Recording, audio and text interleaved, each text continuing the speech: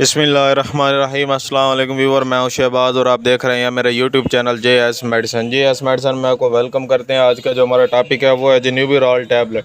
ये जो न्यूबिरॉल टैबलेट है ये ख़ास तौर पर इस्तेमाल की जाती है, पेन किलर है, यानी कि अगर आपको किसी भी किस्म का पेन है, चाहे आपके कंधों में पेन है या अगर आपके घुटनों में पेन है या फिर आपको बुखार है, तो आप ये टैबलेट इस्तेमाल कर सकती हैं। अगर आप हमारे चैनल पर न्यू व्यूवर है, पहली बार आए हैं, तो आपसे रिक्वेस्ट है कि हमारे चैनल को सब्सक्राइब करें और साथ में बेल आइकन को प्रेस लाजमी करें ताकि हमारी हर नई आने वाली वीडियो सबसे पहले आप तक पहुंच सके।